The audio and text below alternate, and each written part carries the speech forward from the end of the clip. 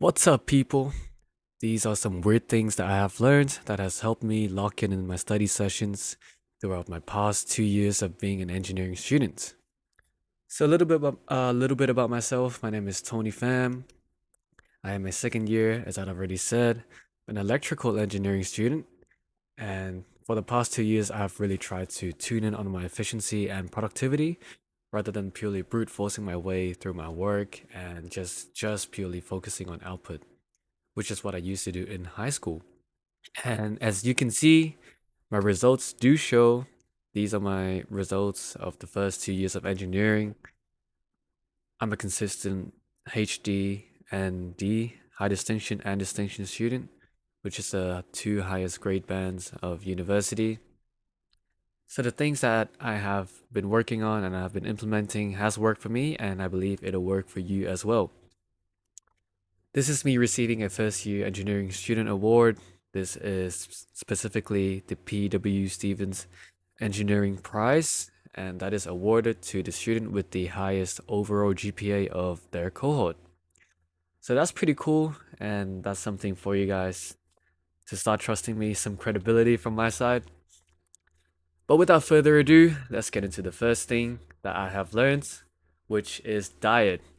Now, a lot of students they don't really think about their diet, but I was doing a tons of research to find out how I can focus better because it was kind of pissing me off that I couldn't focus throughout my day. And with the diet, you want to have your protein and vegetables because they are good sources of energy.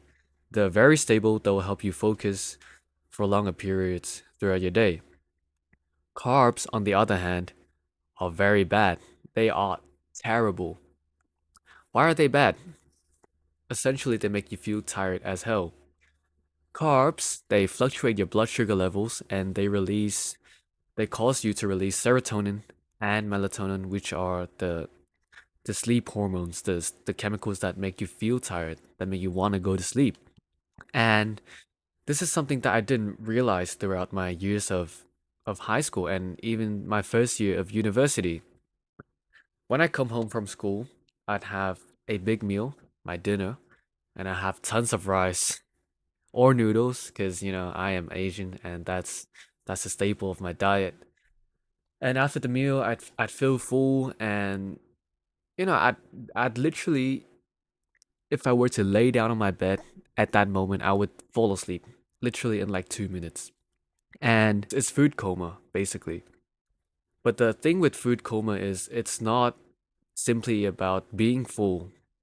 The problem is the amount of carbs that you eat, which there you go, triggers your blood sugar levels to fluctuate and releases the sleep chemicals. So, what I'd like to advise you is to have a carb heavy meal as late into your day as possible because you don't want to have it earlier on your day. It's going to make you feel tired, it's going to slow down your progress, and ideally, you should have your big and important task set as the first thing in your day anyways, or the earlier tasks in your day, so you don't want to have a carb heavy meal before that. Ideally, you could have it, for dinner, just to have just to hit your macros and have enough nutrients, but don't have it early in your day. It's going to mess up your progress. Moving on to the second tip. The second tip is cold showers.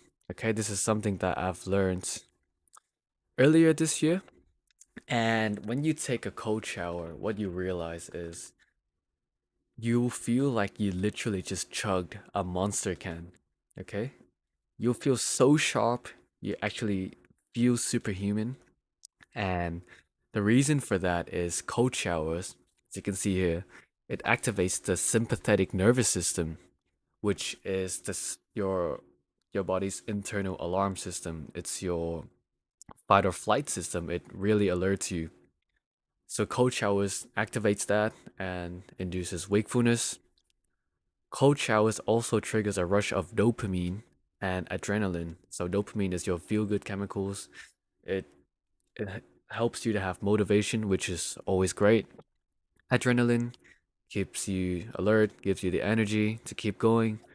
So cold shower is just so overpowered, and you have to implement cold showers in your day. So how should we do this? Ideally, you should have it earlier in the day so you just feel like a fucking G and conquer the day, you know, from the start of the day. So yeah, cold shower is something else that I've learned. It's excellent. The third thing is focus, okay? Now, focus is not a state, it is a process. Most people think focus is a state where the off state simply means you are not focused, and the on state means you are focused. And once you choose to be in the on state, you will just be focused forever or until you want to stop focusing. And that's completely wrong. How you should think of focus is it is a process to get into focus, and your focus level can vary throughout your work session. It's just how our brain's naturally designed. And to get into focus and to remain in this focus level, you would want to eliminate any distractions, okay? And what's special about my way of limiting the distraction is you'd want to limit the distractions within your vision. This is something that I've learned. Limit the distraction within your vision, not just around you, okay? It's actually fine to have something that's very distracting behind you. Why? Because you don't see it, so you don't know it's there. Let's say you're in the library. People come in, okay? Let's say you are facing the door of the library. You're focusing, you're doing your work, everything's good. Boom, the door opens, someone walks in. You see it in the corner of your eye, and even though it's not something that's so drastic, your focus level drops. Not so much, but it drops. You try to get back into focus, boom, boom, boom, bam, door opens again. Someone else walks in. And since it is a library, people walk in quite often. So what you want to do is you want to limit your distractions as much as you can. So what do? You face the other way, you face a wall, and when the door opens, you don't even know what's happening because you don't see it. And noise suppression headphones is also great for limiting distractions because they protect yourself from, any noise, distracting noise. So yeah, just eliminate distractions within your vision as much as you can. This can be your phone, obviously, when it gives off notifications. It's very distracting, so I don't know, keep your phone in another room or something. As I said, other people as well. And your peripheral vision is very dangerous to your focus, so you really want to focus. You'd really, why am I saying focus so much? You'd really want to put your attention on what is within your vision that is damaging your focus. And another tip I'd like to give you is you can actually train your focus muscle. It's not simply external, it's not something outside of your control that affects your focus. You can also work on your focus muscle internally. And one of the best ways that you can do this is to meditate. All right.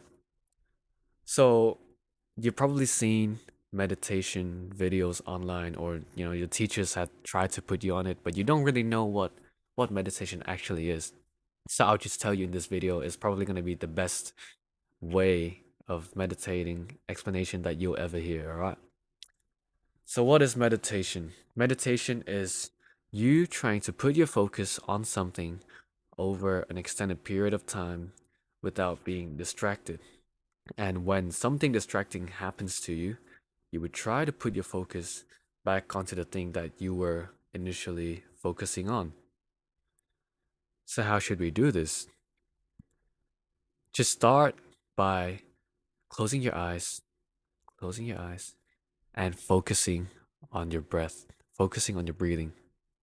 Breathe in through your nose, and then you breathe out through your nose because nose breathing is great.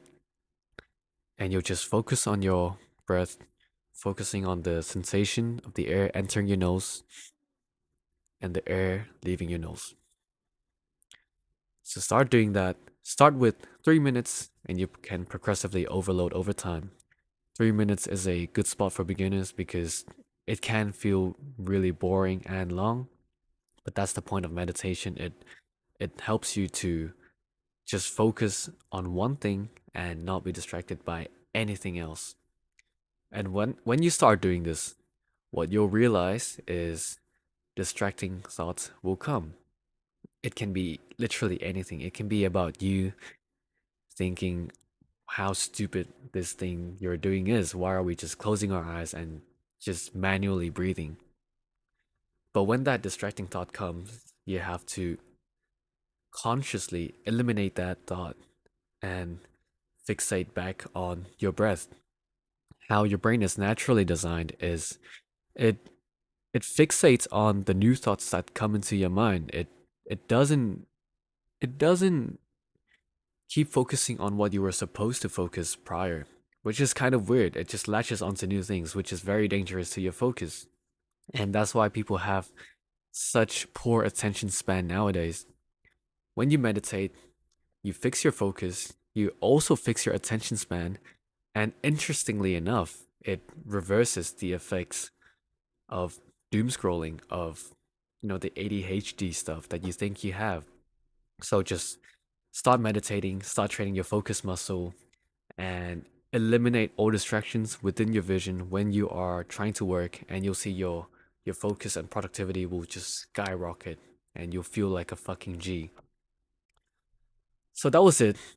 That was it, guys. That was the three weird things that I've learned throughout my 2 years of university that has tremendously helped me to focus better, to be a better student, to be a more efficient student, and to study way less while still achieving excellent results. That's all from me. Thank you for watching this video, and I will see you in the next one. Goodbye.